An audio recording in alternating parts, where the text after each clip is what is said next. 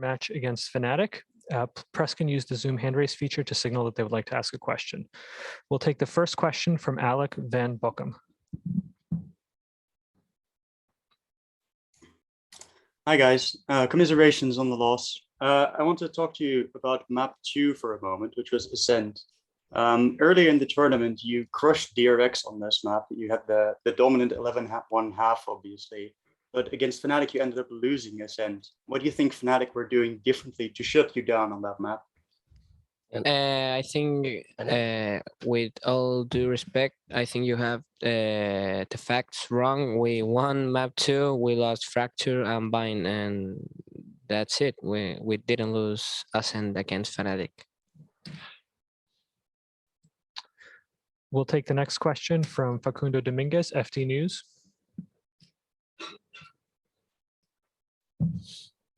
Muy buenas tardes, chicos. Primero de todo quiero felicitarlos por el top 6 dentro del torneo. Bueno, mi pregunta es para Beto. ¿Sentís que el estar a la distancia del pelado pasó factura a lo largo del torneo? ¿O no se sintió la falta de Onur? Eso nunca se sabe, la verdad. Hablar sobre algo improbable, imposible, es algo que no tiene mucho sentido realmente. Sí, obviamente el pelado es el head coach y quizás nos hubiese dado un plus, nunca se sabe. Realmente es algo que no le veo sentido a responder. Bueno, muchísimas gracias por tu respuesta. The question was whether he felt having owner in the distance took a toll on them throughout the tournament, and Betoni's answer is that it's something that they never know. It's talking about a probability or a possibility, and it doesn't really make any sense. Obviously, the owner as a head coach could have done something, but we never know, so there's no point in going that way. We'll take the next question from Sons of KS Latam.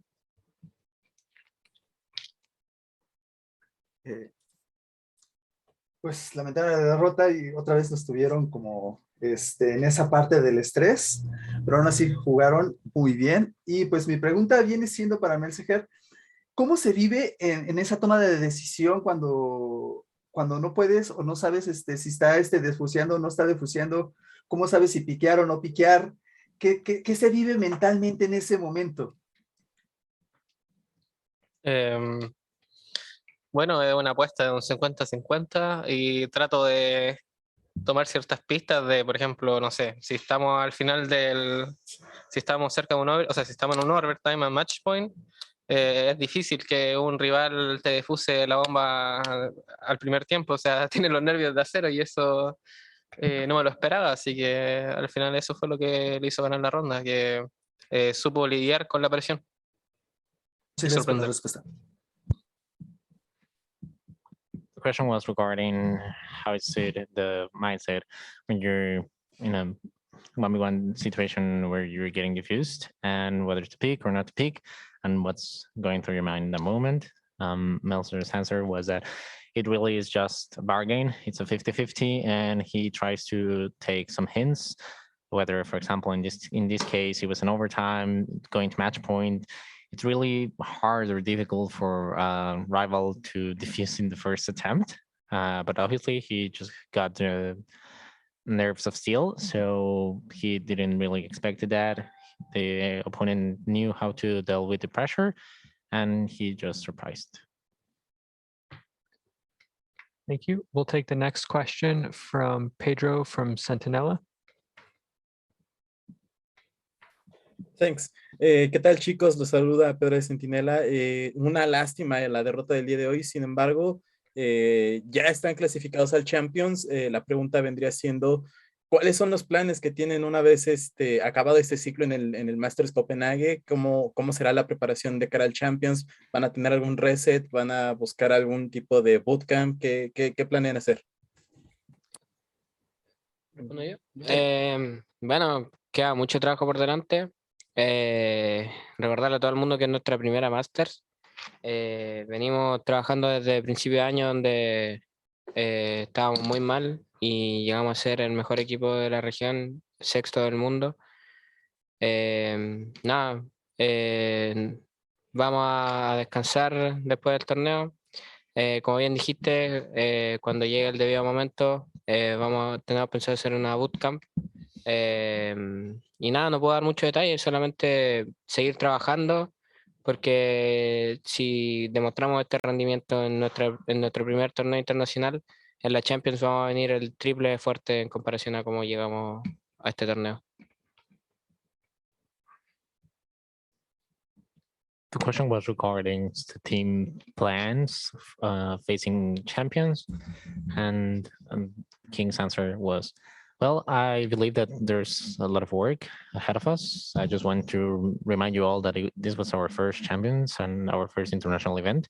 We have been really working upon this whole year, and we made it through being the best team in our region and the sixth best team in the world. We are now gonna rest a little bit after this tournament, but when the time comes, we are thinking of doing a boot camp. I can't really go much into details, but we'll keep on working for us to come to triple as strong as this event for champions. This next question is from Alejandro Sandoval. For anyone, is there any message you want to share with your fans and everyone in LATAM after ending top 6 at your first international? Chicos, si alguien quiere darle un mensaje a los fans después de quedar sexto en el torneo. Yo quiero mandarle un mensaje a todos los fans de Leviatán, en verdad, y toda la gente de LATAM que nos estuvo apoyando en este torneo. En verdad, por mi parte, estoy súper contento por lo demostrado. Muchas personas quizás nos miraban para abajo y pensaban que no podíamos demostrar contra los mejores equipos del mundo. Y en verdad pasó por detalle. Estuvimos a punto de ganarle al campeón de Corea, estuvimos a punto de ganarle al campeón de Europa y le ganamos al top 1 de NA. Entonces está más claro demostrado que somos capaces de cualquier cosa, independiente de que el Pela no está acá, que para mí ahora ha sido un aporte muy positivo para el equipo. Llegamos muy lejos sin él y yo estoy súper contento con eso, así que le agradezco a todos por el apoyo y espero seguir dándole alegría.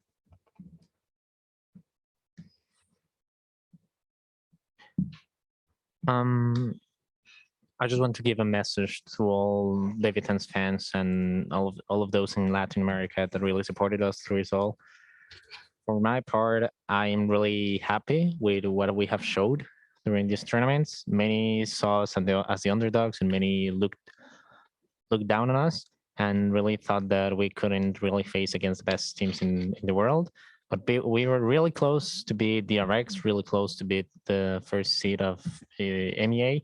And we actually beat the first seed from North America. So we are really capable of showing up and giving everything we can. And regardless of if owner was here or not, that I do believe that he may have had a positive impact in the team. But I really thank you all for your support, and I hope I can bring you some joy still. We'll take the next question from Roldi from Agentes en Linea. ¿Qué tal, chicos?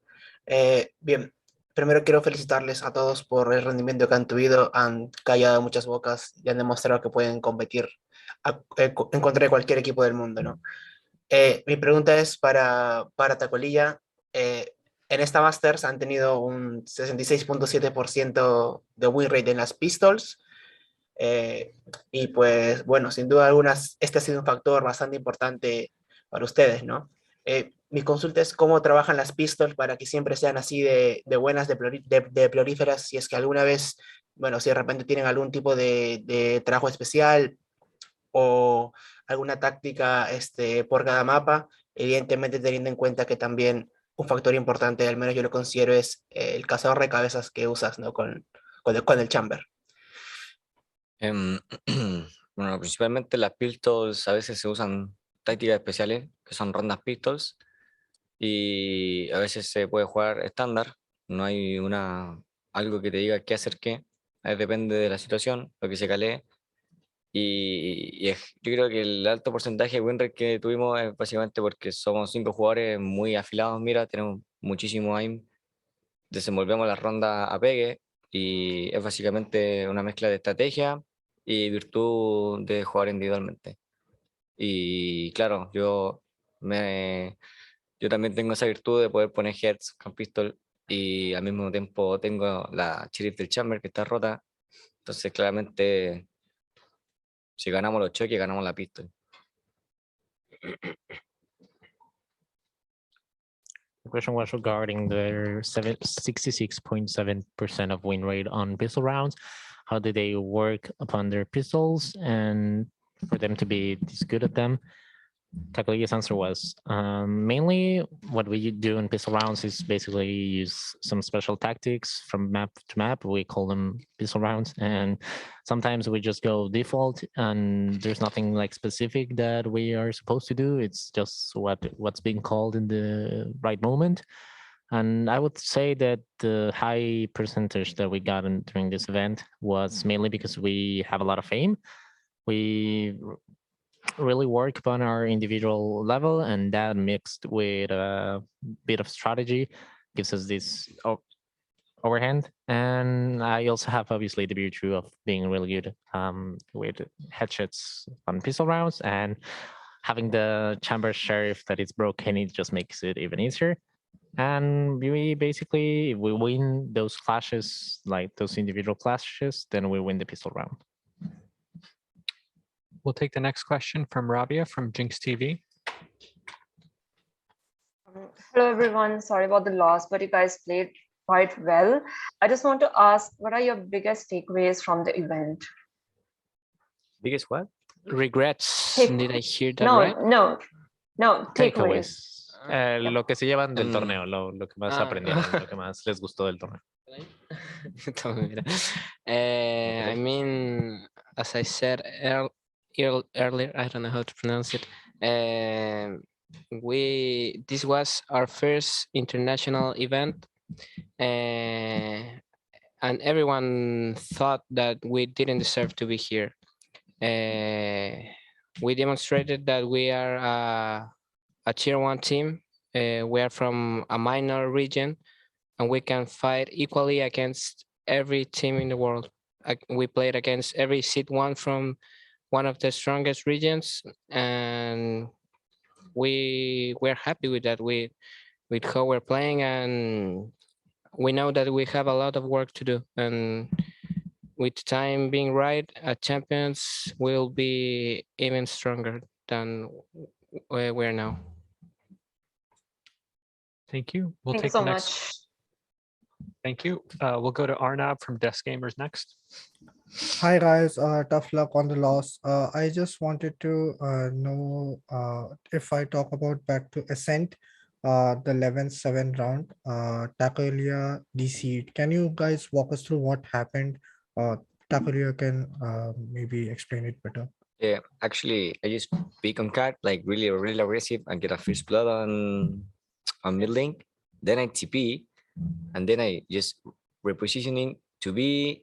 I got all the B angle, and then I don't know what happened, but just my Valorant just closed. It did not notice me like crash error or something like that. It just closed, and I say like, what the fuck? My game just closed, guys. What's going on? And we lose that round. Personally, I just get tilt. I get a lot of stress on that moment because that round was so important, and we have an important advantage. And that's it. Thank you. We'll take the next question from Armando Montes. Chicos, antes que todo, pues una felicitación por entrar al top 6 en su primer I think evento he lowered his internacional. hand. We'll go back to more people are lowering their hands. Oh, go ahead, Armando. Gracias. Hola chicos, antes que todo, pues felicitarlos por conseguir un top 6 internacional en su primer torneo. Mi pregunta es para Betoni. Justo en el partido contra DRX me habías mencionado que había faltado un poquito justo para ganar esa serie. Ahora, ¿crees en esto? Que viendo de cara a Champions que ya están clasificados y todo eso, ¿qué tanto es ese poquito que les hace falta crecer? ¿Y Yo cuáles creo un son poquito más. las opciones de crecimiento? ¿Cuánto crees que haya de techo para que puedan crecer? Creo que este equipo, por lo duro que trabaja, por todo lo que se sacrifica, por lo que trabajan los chicos, tanto la parte estratégica como la parte táctica, como la parte de aim y toda la parte del juego, creo que este equipo todavía no está cerca de su techo. Creo que le falta mucho todavía.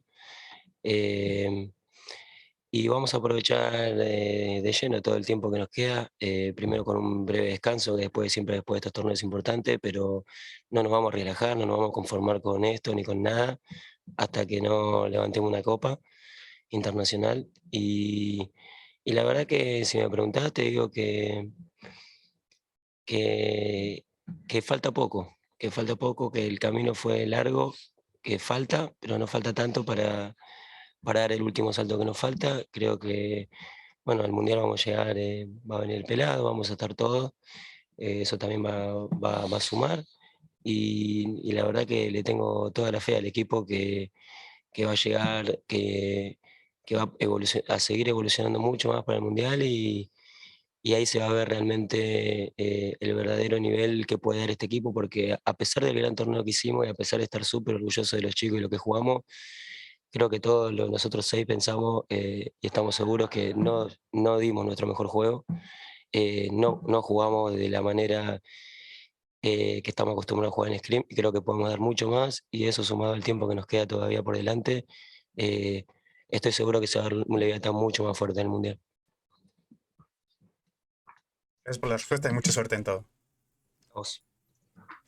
The question was that in another interview, the journalist asked Betoni that, well, Betoni said that it was really close for beating the RX and that they were just missing a tiny bit in order to beat them. And the question was, how much is that tiny bit?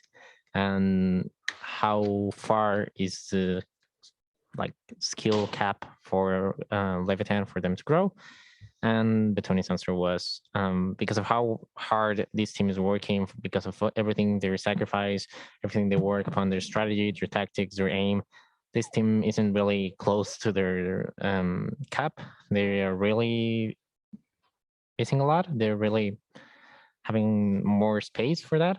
And we're going to take full advantage of everything, all the time that we have left in order to get to champions. We're going to rest of it. But then we're just going to go head on to this event till we just rise an international cup. If you ask me, I believe that it is really close for us to get to that level where we can beat the best teams. The journey has been a long way come, but we're just missing one final step for that gigantic leap. And obviously in champions, owner is going to be here, everyone's going to be here. So I have a lot of faith that from here to then, the team is going to keep evolving beyond this level. And on champions, they're going to show their true potential.